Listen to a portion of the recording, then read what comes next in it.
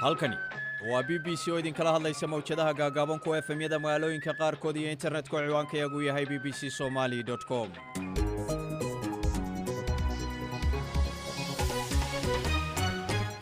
arooryo suuban idilkiin baa khiyaartana dhegaysatay waa axad 19 abriil saacadda afrikada barina haatan waxay tilmaamaysaa 7 oo gowa wararkan idaacaddan subaxnimo idinku haynana waxaa ka mid ah hay-adda caafimaadka adduunka oo ka dayrisay xaaladda masre ee covid-19 dhalinyaro fududeeyey sida ay Soomaalidu ku heli karaan xogta sugan ee coronavirus iyo markii ugu horeysay filimkoona wali dhammaan ayaan Djibouti ka soo sii daayay bahayd aad ayay bulshada Djibouti uga heshay waayade waa sheekadoodii waa aqaladoodii waa deegaankoogii marka aad bay uga heleen adduun weynuhuna si fiican buu uga helay waayo sanadkiina soo dhaafay filimkii ugu fiicnaa ayuu qaatay waa filim ay hablo reer Djibouti mataleen oo dunida lagu soo bandhigay covid-19 iyo duruufaha uu baday dadka barakacay wararkii ciyaaraha inta dheer soo saaraha barnaamijku waa Ciise Cabdullaahi oo Axmed Nagaashiina waan idin la socodsiinaya subax wanaagsan saaxiibayaal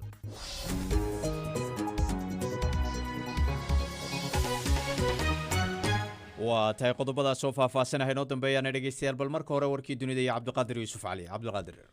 mahadsanid Nagaashe madaxweyne Trump ayaa sheegay in isniinta gobolada Texas iyo Vermont loo ogolaan doono in dib loo furo ganacsiyada qaar waxa uu sheegay in fayraska haatan dhaafay halkii ugu sarreysay gobollo dhowr ah ayaa madaxweynaha ku taageeray iyagoona dalbanaya in shaqada dib ay ugu laabtaan waxayna ku andacoonayaan in tallaabada guryaha jooga ah ay aad u adag tahay hase yeeshee madaxda qaar ee gobolada ayaa ka digay in haddii si dhaqsiya loo qaado xayiraadaha ay horseedi karto dhibaatooyin dheeraad ah oo la xiriira xanuunka covid-19 Israa'iilna waxay ku dhawaaqday inay bilaabayso khafiifinta xadidaadda bandowga oo waxaa dib loo furi doonaa ganacsiyada qaar iyadoo shaqaale xadidanna ay shaqooyinka dib ugu laaban doonaan ra-iisul wasaarahooda Benjamin Netanyahu ayaa sheegay in xadidaadda adag ay horseedeen inuu yaraado faafidda fayraska corona hogaamiyaha maxkamadda ugu sarreysa dalkaasi Iiraan Ayatullaahi Cali Khamenei ayaa sheegay in muslimiinta qiil loo helayo ramadaanka haddii ay dhibaato caafimaad ku keenayso qofka bisha barakaysan ee ramadaanka ayaa lagu wadaa inay bilaabato 23 bishan abriil aynu ku guda jirno in ka badan 80 tan oo ah qalabka la isaga difaaco coronavirus ayaa goordhow la filayaa inay soo gaaraan Britain kuwaasi oo ka imanaya dalkaasi Turkiga hay-adda caafimaadka qaranka ee dalkaasi ayaa sheegtay in mashruucan looga gol leeyahay difaaca xirfadleyda caafimaadka waxayna ka digtay in isbitaalada qaar ay goordhow ka dhammaanayaan qalabkaasi waxaa la aaminsan yahay in ilaa 50 shaqaalaha caafimaadka ee UK ugu geeriyoodeen coronavirus tan iyo marka uu xanuunkan safmarkaa gaaray UK ugu dambeyntiina wararka ka imaanaya dalkaasi Jaad waxay tibaaxayaan in 44 qof oo looga shakisnaa inay ka tirsanaayeen Boko Haram oo howlgal lagu soo qabtay gudaha xabsiga lagu arkay iyagoo meyd ah waxayna u muuqataa in la sumeeyey dacwadoogaha dalkaasi Jaad Yusuf Tom ayaa sheegay in meydadka khamiistii laga helay xabsi ku yaala magaalo madaxda dalkaasi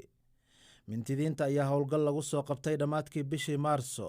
kadib markii la dilay ku dhowaad 100 askari oo ka tirsan ciidamada dalkaasi Jaad warkii subaxnimona waa naga inta Axmed aad iyo aad buu mahadsan yahay Cabdiqaadir Yuusuf Cali oo warkii subaxnimo inoo marinayay ayuu ahaa dhegeystayaal u diyaar garooba qaybaha kale idaacadda waa tahay dhegeystayaal aan ku bilaabay tan iyo markii uu dunida ku baahay fayraska corona waxaa sii kordhayay qayladhaanta ka socota dunida oo dhan wacyigelinta bulshada ayaana ahayd waxa ugu weyn ee xoogga la saarayay maadaama oo laga baqayay in dad badan oo xog la'aanta ka haysa cudurkani ay u hodo fayraskan haddaba xogahaas baahay waxaa adkayd sida loo xaqiijiyo maadaama oo wararka been abuurka ah ee ku saabsan xanuunkani ay iyaguna aad u badnaayeen dhalinyaro Soomaali ah oo kala jooga meelo kala duwan oo dunida ah ayaa si ay arrintaasi uga hortagaan una gaarsiiyaan bulshada Soomaalida xog sugan oo fayraskan ku saabsan waxay aasaaseen barnaamij ku xidhan WhatsApp-ka oo si isdaba jooga dadka ugu wacyigelinaya iyaga oo siinayo xogtii ugu dambeysay ee 24 saacadoodba soo korodha. mid ka mid a dhallinyarada fikirkaa keentay oo la yidhaahdo Suleymaan Maxamed Xasan ayaa u warramay Cabdiraxmaan Xaaji Cadow, waxaanu ka warramayaa waxa ay tahay fikradoodaasi iyo sida barnaamijkaasi u shaqeeyaba.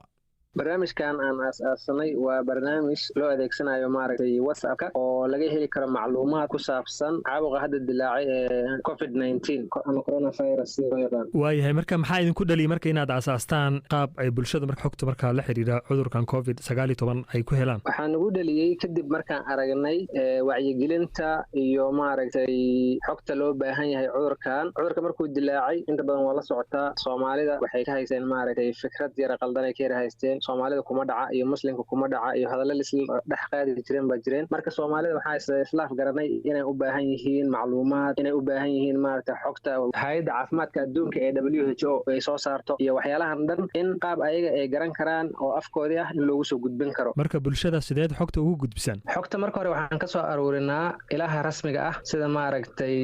hay'adda caafimaadka adduunka ee WHO iyo maaragtay wasaaradda caafimaadka talooyinka guud oo la bixiyo iyo waxyaalaha noocaas ah. ilaha rasmiga ayaan xogta ka soo aruurinaa af Soomaali ayaan marka u bedelnaa. markaas kadib ayaa maaragtay meel keyd ah oo WhatsApp aan ka sameynay ku jiraan. qofka marka af Soomaali ayuu u dirayaa, kadib waxa uu soo baxaayo maaragtay jadwalkaas uu marka ka xulan karaa xogtii uu rabay noocay ahayd, haddii ay tahay calaamadaha lagu garto, haddii ay tahay sida uu ku faafo, waxyaalaha noocaas ah. marka inay sax tahay xogta aad gudbinaysaan marka sidee la isugu haleyn karaa? waa la isku haleyn karaa oo waxa weeyaan hore kugu sheegay xogta waxaan ka soo qaadanaa ilaha rasmiga ah hay'adda maaragtay WHO iyo wasaaradda caafimaadka. waxa aan soo gudbinay inta badan xog kale oo hadda maaragtay ma dhib keenaysa ma ahane waa xogta maaragtay loogu talagalay wacyigelinta ee maaragtay dhanka caafimaadka iyo dhanka kaleba. marka talo iyo tusaalada ay bixinayeen hay'adaha caalamiga iyo dawladaha kala gedisan ayaa marka soo gudbinaynaa iyagana maaragtay oo anagu u adeegsanayna qaatan WhatsApp-ka. marka qofka rabo tusaale ahaan inuu xog ka helo barnaamijkan hadda aad aasaasteen bulshada markaasi xogta la xiriira COVID-19 aad ku gaarsiinaysaan ee aanan garanayn isticmaalkiisa, bal qaabkuu marka usoo geli karaa oo xogta uu ku heli karaa? walaahi waan istusnay dadka inta badan WhatsApp-ka way isticmaalaan. qofka aan qori karin hata si ugu faa'iideysto waxaan sameynay xogtii waxaan u bedelnay qaab cod ah ayadoo codaysan ayuu qofka ka heli karaa. hadduu lacala yiraahdo su'aal hadduu soo diro su'aashii ayadoo cod ah jawaabta ayadoo cod ah loo soo diraya isla markiiba. marka dadka aan akhrin karin qaabkaas ugu faa'iideysan karaan. laakiin qofku waa inuu marka hore xubin ka noqdo somaha barnaamijkan oo marka hore xubin ka noqdo oo lambarkiisa uu ku darsamo oo markaasi la aqbalo kadib uu heli karaa xogta. waa inuu lambar waxaa jirta aan soo gudbinay, waa inuu lambarka hayso. lambarkaas marka wuxuu u dirayaa ereyga Soomaali, markaas waxa uu soo baxay liis uu ka xulan karo xogta asaga uu markaas u baahan yahay. marka lambarkaas rabnaa inaan shaacino oo bulshada maaragtay aan ku faafino ay marka kala socdaan. marka xogta qofka u soo dhacayso markuu dalbado uu xogta marka xaqiina ka dalbado marka ma qoraalba mise codna wuu la socdaa? macnaha qoraal iyo codba way jiraan. marka qofka siduu u soo codsaday ku xiran tahay. haddii ayadoo cod ah dirso hadduu ku dhufto lacala oo lambar ayadoo cod ah uu kaga soo jawaabo codkii baa u soo dhacaya. ayadoo qoraal ah hadduu kaga soo jawaabana ayadoo qoraal ah u soo dhacayso. marka barnaamijkan maalgelin intee leg ayaad ku bixiseen mise waxaad tihiin dad iskood isu abaabulay oo tabarucayaal ah? walaahi dad maaragtay dhalinyaro ah oo xirfado kala gedisan leh oo isku yimid oo si mutadawacnimo ah uga shaqeeyay barnaamijkan ayaan nahay. waa dad kala gedisan dad waxa ku jira maaragtay dhaqaatiir ah oo isxilqaamay oo Soomaali ah. waxa ku jira dadka maaragtay wax turjumo oo maaragtay noo fududeeyeen inay maaragtay Soomaaliga u bedelaan wixii Ingiriiska ku qornaa. waxa maaragtay ku jira dhalinyaro maaragtay si mutadawacnimo dadku u wacyigeliso. marka dhowr ilaa 15 qof oo waxaan nahay maaragtay isku raay aheed oo maaragtay kadib markaa social media isku aragnay nin walba asagoo wacyigelinta dhankiisa ka wada intuu isku nimid aan niri barnaamijkaas wax u qabanaa. markaas marka meesha iskugu keenna maskaxda. marka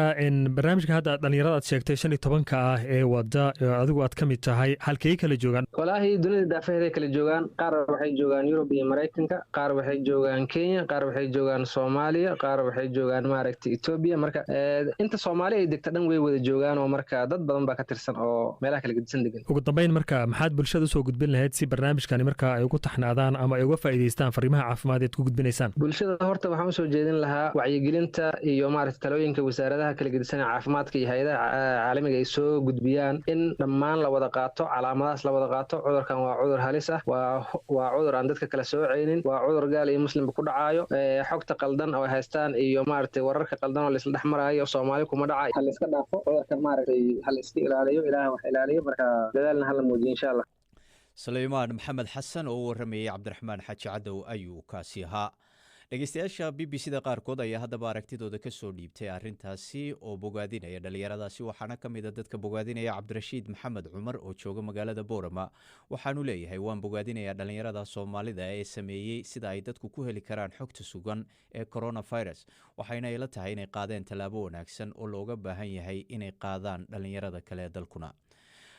faarax maxamed xirsi good oo isna jooga gaalkacyo ayaa waxa uu leeyahay runtii waan bogaadinayaa dhallinyarada soomaalida ee fududeeyey qaabka soomaalidu ku heli karaan xogta sugan ee safmareenkan ee coronavirus waana tallaabo soo dhoweyn mudan waxaana leeyahay buu yihi dhalintaasi hore usii wada dadaalkiina wanaagsan waa tay qaar ka mid a dhegeystayaasha b b c da oo aragtidooda cabirayay ayay kuwaasi ahaayeen bal haatana dhegeystayaal xagga iyo jabuuti aflaamtu waa qayb ka mid a farsamooyinka xogta lagu gudbiyo walow ay yar yihiin dadka soomaalida ah ee aflaanta sameeya ayaa haddana dhowaan waxaa internetka ku faafay filim ay jilayaan dad soomaali ah oo soo baxay filimkaasoo lagu magacaabo dhalinyaro ayaa waxaa lagu dhigay magaalada jabuuti waxaanu helay bilado caalamiya luula cali ismaaciil oo ah soosaaraha filimkaas islamarkaana iyadu qortay qisada filimku ku socdo ayaa cabdiraxmaan cali dhimbiil ka waraystay waayihii filimkaasi soo maray iyo sida ay bulshada dalkaasi aan idhaahde uga falcelisay qisada uu ku salaysan yahay iyo inay jilayaashu hablo u badan yihiinba dhalinyaro waxa weeyaan waa 3 gabdhood oo reer Jabuuti ah oo high schoolka sanadkii ugu dambeysay ku jira marka waqtigaas waa 17 jir 18 jir marka su'aalo badan bay dhalinyaradu isweydiiyaan markay waqtiga tahay waayo waa waqtigay jaamacadda u gudbayeen waa waqtigay haasaawaha baranayeen waa waqtigay noloshooda hadhow waxaad soo baran shaqo maad heli doontaa aduu su'aalo badan bay isla sheekaysan dhalinyarada waqtiga waayo de waa waqtigay mustaqbalkooda hadhow ka fikirayaan moogtahay jaamacadda ma Jabuuti baad ka dhigan ma qurbaha tegi markaa filim waxaa ka sheekay waxaynu ognahay ka Soomaali ahaan inaynaan aflaamta isku fiicnayn oo aynaan badan aynu nahay dad daawadoon laakiin qaybta jiliinka aysan Soomaalidu ku badnayn bal 3 hablood ee filimka hogaaminaya ee jilaya ma horey u ahaayeen jilayaal aflaamta jila mise adiga soo xushay haddaad soo xulatay maxaad ku soo xulatay waxa weeyaan walaal habluhu waa hablo waxa markii deymku waa gabdho waaweyn markii 18 jir bay ahaayeen marka saad u tiriba dad badan oo jila inayna jirin xafiiskii dadkan kuusoo egeegayay odhanaysid qofkaas noocaasaan u baahanahay iisoo auditionka ii keena ayna jirin waxaan de isku dayay inaan anigu helo dadkii ii jili lahaa marka high schoolada badan ee Jabuuti baan ku wareegay marka meelaha 200-300 oo gabdhood ayaan la kulmay aan la sheekaystay marka 3 habloodeed arkaysay ayaa de aan ka helay on isiri mas'uuliyadda way qaadi karayaan Jabuuti waxaynu ognahay inaysan jirin shirkado aflaamta maalgeliya waayo aflaamtu waxay u baahan yihiin meelo kala duwan la tago hanti badan baa ku baxda filimkaaga maalgelintiisa bal sidaad ku heshay taa wallahi waxaan ku ogay intaan ognahay Jabuuti inayna lahayn filmo badan iyo de ayna filmo badanna maalgelin haddana wallahi gigtiiba qayb libaax ayay Jabuuti ka qaadatay markay noqoto filimkan dhalinyaro marka Jabuuti waxa u jeedaa ganacsiyada iyo dawladdu baa ahaatee labaduba way garab gareen qayb libaax ayay ka qaateen inta kalena waxa filimkan ila waday sidaad u ogtahayba filimku qof ku dhaata maaha shaqo qof ku dhaata waa shaqo bulshadeed waxa ila waday dad Faransiisa bal marka la eego duubistiisii iyo bilowgiisii horeba caqabadihii ka hor yimi intii filimkaas socday maxaa kamid ahaa wallahi caqabada ugu weyneed waxay ahayd inkastoo ogtahayba filimka marka la leeyahay lacagtiisa de la doondoonayo ay meel kasta ku adag tahay Jabuuti aan ahayn haddana Jabuutina way ka sii xag jirtaa waayo de dhaqan filinayadii waxa meel yihiin moogtahay marka caqabada ugu weyn waxay ahayd caqabada lacagta inkastoo haddana aan xagga lacagta Jabuuti ayna u kala hadhin haddana waqti badan bay qaadatay waayo ma jirto meel aad faylkaaga geynaysaa aad oranaysaa filimkaasi intaas ku baxaysay de intaasoo waxay ahayd fundraising kolba qofaan de kolba xafiis baan u tagay ayaa oo markaa iga caawiyay marka caqabada ugu weyn waxay ahayd lacagta la soo gurayo iyo lacagta helistiisa iyo dadka inaan ma nihin dhaqan filineeda waa inaad qof kasta ka dhaadhicisaa filimkan wuxuu u jeedo waxaad u jeedid wuxuu yahay waxa ka soo galay waxyaalaha oo dhan laakiinse duubistii markaan ku duubay Jabuuti filimka oo dhan Jabuuti waan ku duubay wallahi wax caqabado oo iga hor yimid ma jirin filimkii uu soo baxay oo meelo badan baad kusoo bandhigtay bal falcelintii markii dadkii daawadeen soomaalida iyo dadka kaleba maxaa kaaga soo noqday wallaahi aad iyo aad markii ugu horeysay filinkoona weli dhammaan ayaan jabuuti kasoo sii daayay bahayd marka aad ayay bulshada jabuuti uga heshay waayo de waa sheekadoodii waa aqaladoodii waa deegaankoogii marka aad ba uga heleen muuqt adduun weynuhuna si fiican buu uga helay waayo ugu yaraan meelaha 15 festivaal ayuu ka qayb galay festivaalkii sanadkiina soo dhaafay bishii afraad filinkii ugu fiicnaa ayuu qaatay inanta ku jirtaa ee deeqa matalaysaana waxay u qaaday jiliyaha ugu fiican gees africa oo dhan marka wax lagu farxo oo de Djibouti hirgelinaysa amba ha ahaado qof Soomaaliya amba qof Afrikaanka kala ahaado amba qof cada ahaade wallahi aad iyo aad ayay uga heleen waayo qof kasta marun buu 17 uu yahay uu de su'aalo isweydiiyay marka qof kasta way taabatay sheekadan luula cali ismaaciil oo ah soo saaraha filimka dhalinyaro oo warramaysay cabdiraxmaan cali dhimbiil ayay taasi ahayd halkan dhegeystayaal weli nagala socotaana waa laanta Soomaaliga ee BBC-da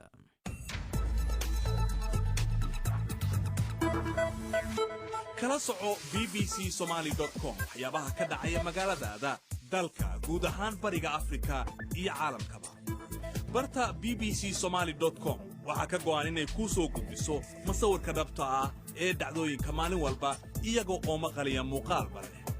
warbixinadii ugu dambeeyey waraysiyo iyo falanqaynta dhacdooyinka ugu waaweyn bbcsomali.com waxay kuu soo gudbinaysaa arrimaha ka taagan caalamka isla markaa ay dhacayaan ka qaybgal oo ka dhiibo fikirkaaga BBC Somali Facebook booqo oo kala soco moobaylkaaga wararkii ugu dambeeyey ee Soomaalida iyo caalamkaba bbcsomali.com mar kasta iyo meel kasta waa bbcsomali.com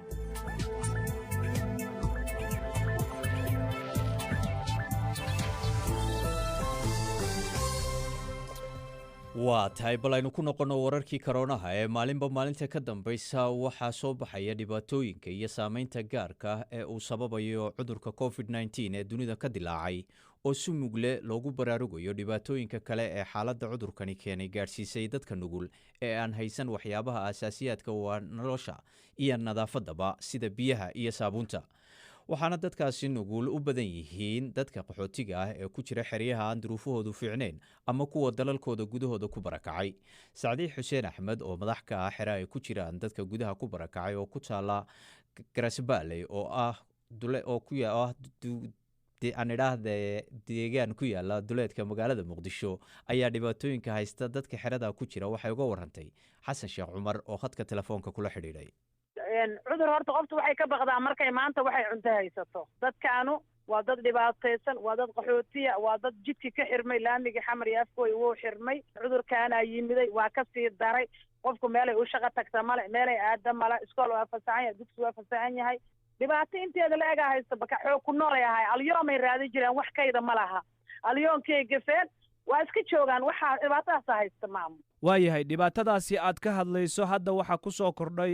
fayraskan corona ee faafaya ee guud ahaan caalamka saamaynta ba'an ku yeeshay bal dadkan barakacayaasha ah ee aad horjoogaha u tahay nooga waran ma heli karaan waxyaabaha muhiimka u ah markay timaado in cudurkaasi laga feejignaado sida biyihii ama saabuuntii maama qofa waxay cunto aan haysan oo dhibaata hayso ma heli karto saabuun waxay ku gadato ma heli karto biyo hadday hesho saabuun ma haysato qof nooligiiba aan haysan ee yaa maanta xabad roodii kuu gada miyay heli kartaa saabuun iyo faraxal iyo adduun ma heli karto dadkan barakacayaasha ee ku nool duleedka magaalada muqdisho gaar ahaan deegaanka garas baalley intay la egyihiin tira ahaan wallaahi xeryuhu aaday u badan yihiin aniga kiligay 1572 qofood aan hayaa oo 650 qoys ayna lahaynin hoy hoy la-aan ba yihiin oy ka yimideen jinaale oyna bacayna haysan oo waxay haystaan ma laha qof beeraaley dad iska ahaay oo waxaa iska qabatay dagaaladii wixii kor qabsadeen waa taqaan dhibaatada haysato hoygoodina waa ka soo barakaceen hoy kalena ma haystaan bac ma haystaan biyay heleen haddeer qola konseen la yidhahdaa biyo siisay laakiin wax ay haystaan ma laha waayahay fayraskan corona waxa uu saamayn ku yeeshay dhinacyo muhiima sida dhaqaalihii iyo isu socodkii haddii aad tihiin dadka barakacayaasha ah ee ku nool duleedka muqdisho muxuu yahay walwalka ugu weyn ee aad qabtaan hadda ilaahay ayaan baryay walwalaan qabnaa anagu saabuun haddaan u gadno haddaan oomo yar u gadi karnaa qoftaan sii karno anagu intaasoo qof ma sii karo qof haddaan u gado qof kale ma awoodo dadku waa ilmoolooyin ilmihii waa isgarab joogaan habrihii waa isgarab fadhiyaan dadkii meelay u soofaan male shaqa ma jirto waa isku aqqufacaayaan hadday rabaan qanadii way wada qaadi karaan laakiin allihii subxaana watacaala ha ka badbaadiyo waa dhibaata iska haysatee ma jirtaa ilaa iyo hadda wax wacyigelin ah oo loo sameeyey dadka barakacayaasha oo la xiriirta xanuunkan fayraska corona oo ah inay dadku kala fogaadaan ama ay ilaaliyaan nadaafadda guddoomiyaha degmada garas baaley ah maalin noo soo diray waa la wacyigeliyey halkaas maalinaan aragnay wax wacyigelina ani kaamunka aan joogo kuwo kale kama warqabo ugu dambayntii marka hadda rajadiinnu maxay tahay waxaan rajaynaynaa horta ilaahay baa wax laga rajeeyaa waxaan rajaynaynaa adiga ilaahay hadda noo soo kaa diray inaa cod dheer iyo cod gaabanba aad ku gaadhsiisto bulshada ku dhegaysato inay dadkaanu ayna faraxal haysan iyagoo qutulyoon aana haysan muxuu ahaay magaaladii oo dhan soo xirantee la yidhi meel kasta waa xiran tahay meelay aadaan ayna aqaanin tii oo soo tuugso jirtay cid uma tegi karto cuduraa qabtaa iga tagaa leeyahay qof socota waa la iska ilaalinaa waa taqaan kii xamaali aadi jiray iga tag waxa ii xamaalinaa la leeyahay kii dhagax aadi jiray waa eber dhibaataa hayso ku filan sacdiye xuseen axmed oo u warramaysay xasan sheekh cumar ayay taasi ahayd bal haatanna xagga iyo masar dhegaystayaal hay-adda caafimaadka adduunka ee WHO ayaa sheegtay in dadka reer masar ee qaaday cudurka coronavirus boqolkiiba 13 yihiin shaqaalaha caafimaadka dhakhaatiirta dalkaas ayaa muddaba codsanayay inay helaan agabka badbaadada ee ay u baahan yihiin shaqaalaha caafimaadka ee dadka fayrasku ku dhacay dabiibaya oo ay baahi weyn u qabaan xarumaha caafimaadka ee dalkaas oo markooda horeba aan xaaladoodu fiicnayn masar oo ah dalka ugu tirada badan dunida carabta ayaa ilaa haatan xaqiijiyey inuu cudurka covid-19 ku dhacay 3,000 oo qof iyo dheeraad waxaanay WHO sheegtay in tirada dhimashada ah ee 7.6% ahi ay tahay mid aad u badan saali nabiil ayaa warbixintan qaahiro ka soo dirtay cabdiraxmaan nabiil ayaa soo jeedinaya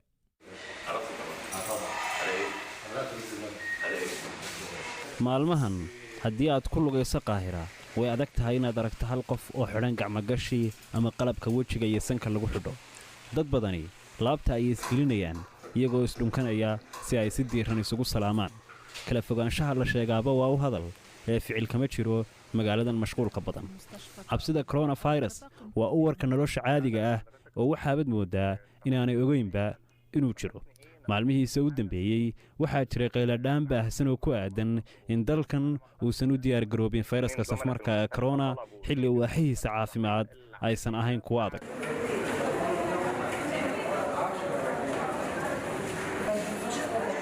cisbitaallada guud nadiifiyayaashoodu waxay masaxayaan dhan walba oo cisbitaalka tallaabooyinka amniga ayaa la adkeeyey laakiin shaqaalaha caafimaadka ee waddanka oo dhan ayaa ah kuwa ugu walwalka badan dhanka caafimaadkooda tiro badan oo ka mid ah ayaa dhowaan laga helay fayraska corona waxaan la hadalnay dhakhtar jooga cisbitaalka dadweynaha oo diiday in la aqoonsado magaciisa cabsi darteed siiba in lagu dhibaateeyo shaqadiisa dhaleecayntu ma aha dhaqan laga jecel yahay dalkan laba aynu saaxiibbaan ah ayaa eed u soo jeediyey kormeerahooda maadaama ay haysan maaskarada qalliinka loo isticmaalo wuxuuna ballan qaaday in uu dhibkooda uu xallinayo wax yurun kadib markii ay meelaha xan ku wadwadeen 2 toddobaad kadibna kormeerahoodii cudurkii ayaaba laga helay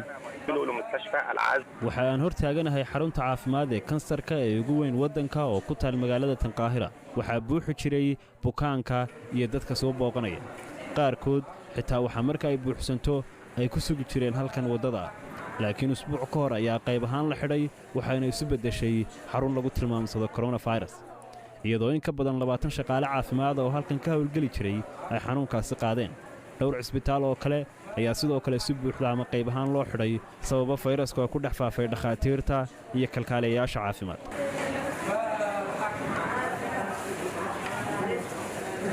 sida laga soo xigtay bangiga adduunka waxaa ku soo beegmaysa sariir kasta oo cisbitaal oo dalkan ah ku dhowaad 1,000 qof oo masriyiin ah isla sidoo kale waxay xog kale muujinaysaa in 2 dhakhtar keliya ay ku hagaagi karaan 1,000 qof ee dalkan u dhashay ee bukaan u noqda xanuunkan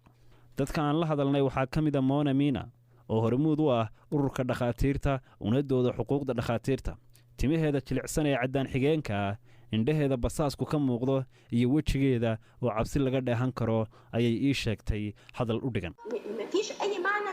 waa wax aan micno u lahayn in la isku halleeyo qalabka difaaca goor xaaladiiba ka sii dartay. Tani waa waxa faafinaya cudurka. Dhaqaatiirta ama kalkaalisooyinka looga shakiyey in ay xanuunka qabaan waa in la karantiilaa oo kadibna la baaraa. maxamed isna waa dhakhtar da'aadda dhexe ah waxa uu ka shaqeeyaa cisbitaal ay joogaan ku dhowaad 160 bukaan oo qaba corona. waxaad moodaa inuu ku hadlayo afkii dowladda. markii aan bilaabay shaqadayda wax weliba waa ay yaaleen laakiin markii bukaanno badan la keenay wixiiba way yaraadeen beddelkii 500 oo waji xirasho ah maalintii waxaan u baahannay 1500 laakiin dhibaatada si dhaqso leh ayaa loo xalliyey 2 maalmood gudahood waxay noo soo direen laban laab tiradii aan dalbannay. iyadoo masiibadani ku habsatay dalal kale masar run ahaantii waxay sahay caafimaad u dirtay talyaaniga 2 jeer. tallaabadan ayaa lagu dhaleeceeyey xilli ay cisbitaalada guud xaalad suququl ah la daaladhacayaan laakiin wasiirka warfaafinta Osama Haykel ayaa iska difaacay arrintaas. haddii ay jiri lahayd caqabad dhanka qalabka ah waxba umaana dirneen. tani waa fariin siyaasadeed oo taageero. talyaaniga waxaa ka jira dhibaato weyn marka waa inaynu taageernaa. laga yaabee in maalin aynu u baahanno isla taageeradaas. masaaridu weli lama ay kulmin dhibaatada corona laakiin haddii fayraskaasi si dhaqso ah u fido way eedi doonaan. xarumaha caafimaadka ee dalkuna ma kari doonaan baajintiisuna way adkaan doontaa. warbixintii saali nabiil qaahira ka soo dirtay ayay taasi ahayd bal haatana dhegaystayaal wararkii ugu dambeeyey dunida iyo xaaladda covid-19 halka ay marayso waxaa inoo haya ciise xaji cabdille ciise. axmedow madaxweynaha maraykanka Donald Trump waxa uu sheegay in isniinta gobolada ugu badan dalkaasi qaarkood oo xukuumadda maraykanka waxay sheegtay in Texas iyo Vermont loo ogolaan doono in dib loo furo ganacsiyada qaar. waxa uu sheegay in fayraska haatan uu dhaafay halkii ugu sarreysay. gobollo dhowr ah ayaa madaxweynaha ku taageeray iyagoo dalbanaya inay shaqada dib ugu laabtaan waxayna ku andacoonayaan in tallaabada guryaha lagu joogo ay aad u adag tahay. hase yeeshee madaxda qaar ee gobolada ayaa ka digay in haddii si dhaqsiya loo ogolaado xayiraada ay horseedi karto dhibaatooyin dheeraad ah oo la xiriira xanuunka covid-19. axmed kuuriyada koonfureed oo ah goobtii labaad ee caalamka cudurka uu si ba'an fara ba'an ugu hayay markii Shiinaha laga soo tago oo bishii 1 iyo 2 aad ula daaladhacayeen cudurkan oo arintaasi ka aamusnaa oo haatan si aad ula tacaalay cudurkan ayaa haatan 24 ka soo ugu dambeeyay waxay diiwaangeliyeen 8 kiis oo cusub. waana arin lala yaabay oo aad u murugo gelisay dalkaasi iyadoo dalkan 2 bilood aan laga soo sheegin waxkiisa. tirada dadka dalkaasi ku dhimatay ilaa aminkan waxay maraysaa 234 iyadoo tirada dadka cudurkaasi qabana ay gaartay 10,000 oo qof halka kuwa ka badbaadanaya aad u badan yihiin. Falastiin arinta ugu yaabka badan Axmed waxay tahay nin reer Falastiin ayaa ka cararay goobtii